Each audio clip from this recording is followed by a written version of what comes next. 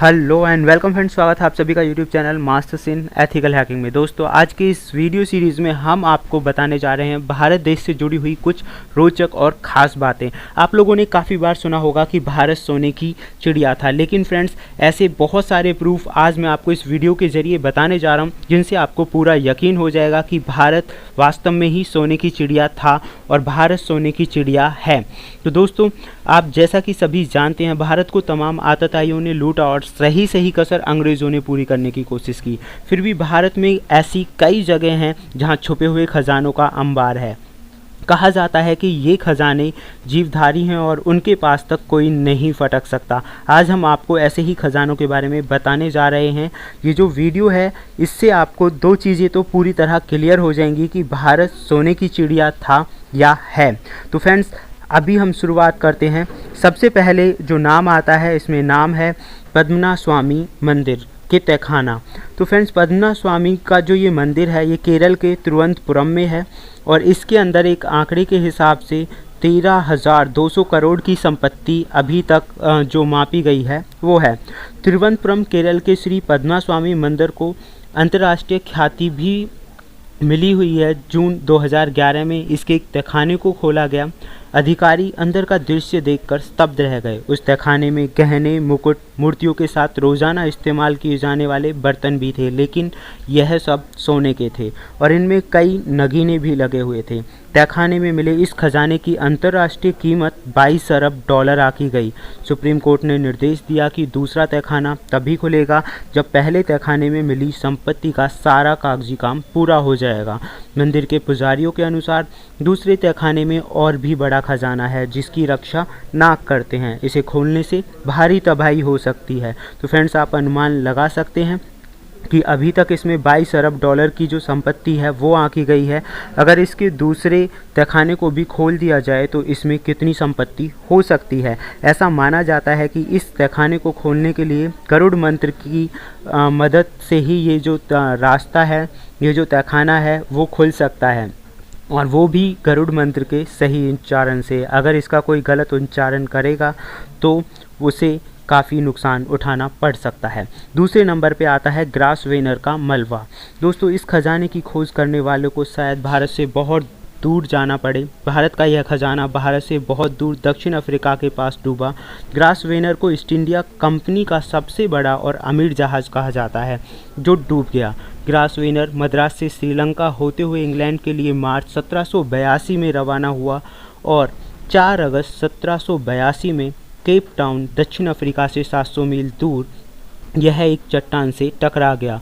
गुम हुए सामान में 26 लाख सोने के सिक्के, 14,000 सोने की सिल्लियाँ और हीरे, पन्ने, मानिक, नीलम से भरी 19 तिजोरियाँ थीं जिनका वजन किसी को भी नहीं मालूम। हालांकि जहाज़ के मलबे में से बहुत छोटा सा हिस्सा मिला है, लेकिन बहुत बड़ा खेप की जो खोज है वो अभी तक नहीं हुई है।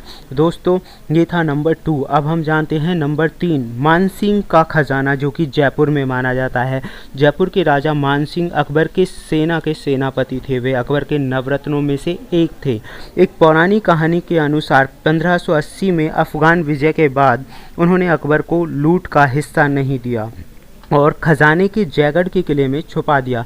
कुछ लोगों का मानना है कि खजाने को उनके किले के नीचे ही छुपाया गया था। इस बात का प्रमाणिकता इस बात से भी मिलती है कि पूर्व प्रधानमंत्री इंदिरा गांधी ने आपातकाल के समय खजाने की खोज का आदेश दिया था। हालांकि सरकारी रिपोर्टों में इस खोज को व्यर्थ करार दिया गया है। विपक्ष ने आरोप लगाया कि दिल्ली में प्रधानमंत्री के घर तक सेना के टैंकों में खजाने को पहुंचाने के लिए 6 महीने तक दिल्ली जयपुर मार्ग आम जनता के लिए बंद था। कौन सी कहानी सच है ये कहना थोड़ा मुश्किल है, लेकिन ये बात तो सच है कि बहुत बड़ा खजाने का जो हिस्सा था, राजा मानसिंह ने उसे छुपा दिया था और ये अभी तक सरकार की नज़रों में नहीं आया है। नंबर 4 पे आता है अलवर का मुग़ल खजाना।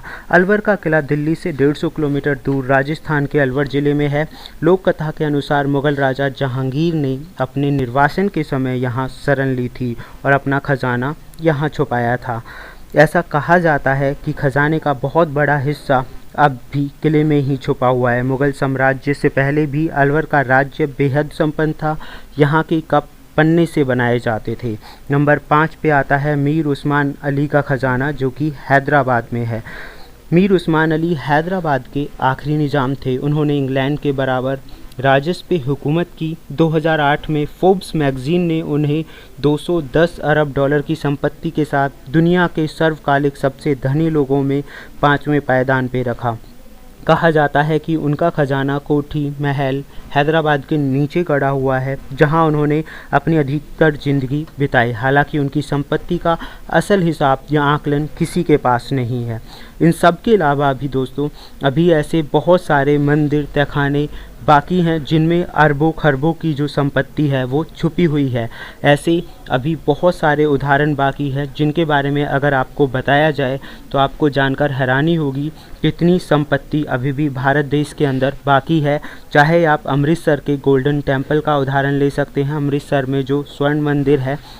इन सब के अलावा सोमनाथ का शिव मंदिर एंड सोनभद्र की गुफाएं जो कि बिहार के अंदर हैं। ऐसा माना जाता है कि सोनभद्र गुफाएं बिहार की राजगीर की एक बड़ी चट्टान में मौजूद हैं।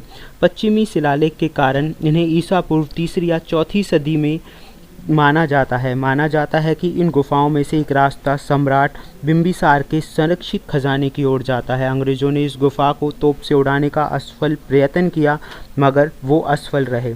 सोन भंडार गुफा में अंदर प्रवेश करते ही 10.4 मीटर तक लंबा चौड़ा और 5.2 मीटर चौड़ा कमरा है। इस कमरे की ऊंचाई लगभग 1.5 मीटर है।